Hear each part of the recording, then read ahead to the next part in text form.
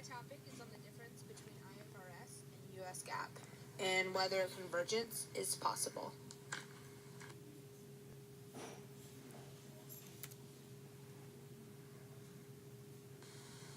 In the beginning of my paper, I'm going to talk about the history of IFRS and US GAAP.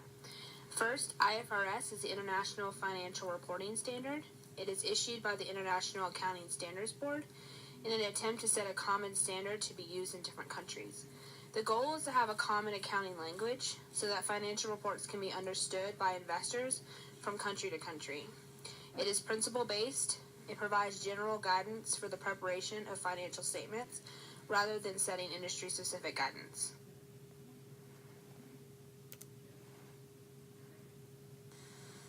US GAAP, or the Generally Accepted Accounting Principles, is measurement rules established by the Financial Accounting Standards Board, or FASB.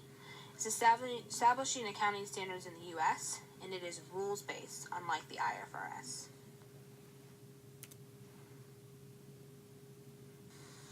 I think it is important to discuss the differences and similarities between the two standards before talking about the convergence of those two standards. US GAAP is rules-based, where IFRS is principle-based.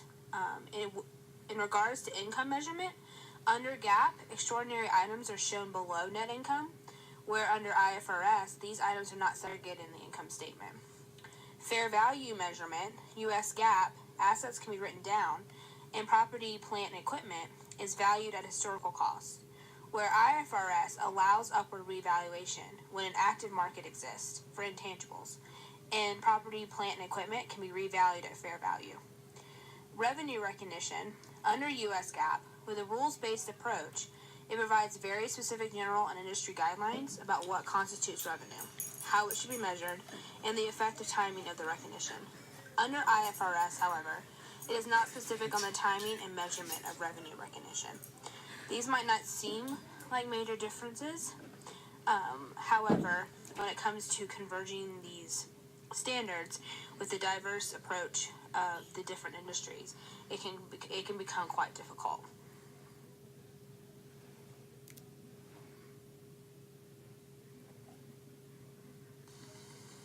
There is major tensions in converging of these two standards.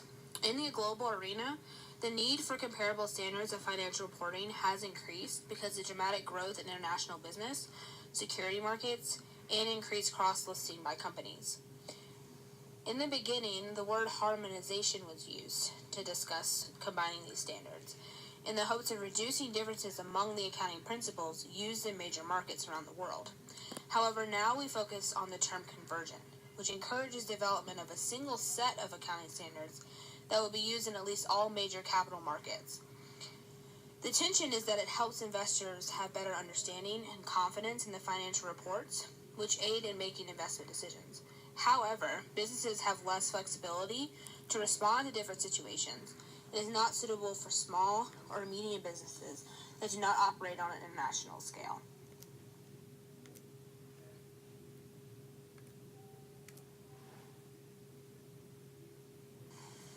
In regards to these tensions, it's important to discuss the rationales for convergence, or pros, and the rationales for not converging, or the cons of doing so. So the rationales for converging: it will simplify accounting procedures by allowing a company to use one reporting language throughout their financials. It provides investors with a cohesive view of finances. It's more transparent in comparability between competitors, and it allows increased operational and allocation efficiency of capital markets. However, rationale for not converging is the implementation of IFRS is time-consuming and therefore rather expensive. The opinion of IFRS is also different in every country. Some countries don't use or accept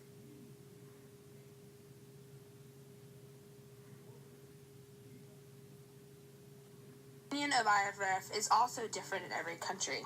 Some countries don't use or accept IFRS as much as other countries, and it can be seen as too complex, making large international businesses the only ones who can meet the demand.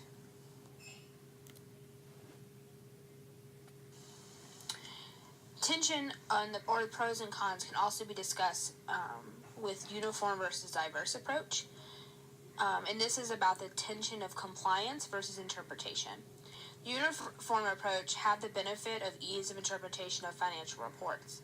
This allows investors to have predictable and reliable ways to interpret reports that they can compare across other firms.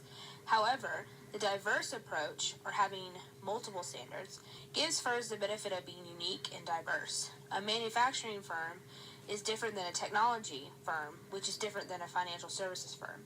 Having all three of these firms adhere to the same standards is costly and limiting.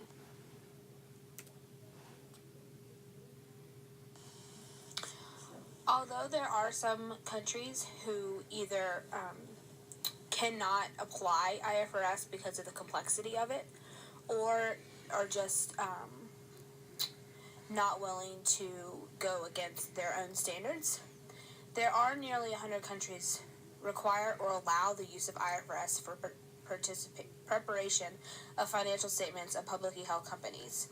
New Zealand, Australia, and Israel adopted IFRS as a national standard. The European Union used IFRS in preparation of consolidated financial statements. The U.S. SEC have expressed support of IFRS by claiming that the standards are of high quality and should be accepted and applied globally. Also, the Norwalk Agreement, the signing the 2002 agreement between the IASB and U.S. FSB, considered a major achievement for convergence of accounting standards throughout the world by meeting and agreeing to try to converge these standards.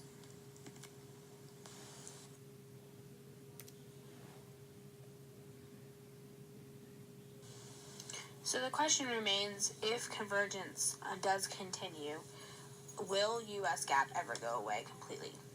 In my opinion, based on the research that I've done so far, I do not believe that U.S. GAAP will ever fully go away. I believe small and medium-sized companies in the U.S.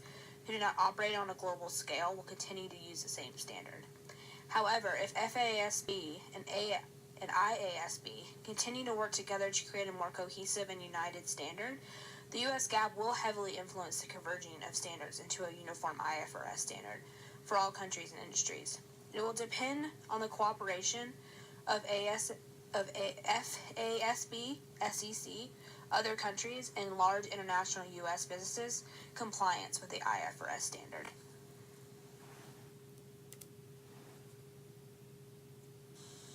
So in conclusion, there are many accounting standards that are widely accepted throughout the world, and it will be difficult to set a universal standard that meets the needs of every diverse country and every diverse industry. However, with the global nature of businesses today, it seems to be the inevitable future to have IFRS to be the international standard. In order for convergence to happen and happen successfully, the standard will have to be heavily influenced by U.S. GAAP and work together to compile the strengths of both. Convergence of these standards will continue to be a long and expensive road.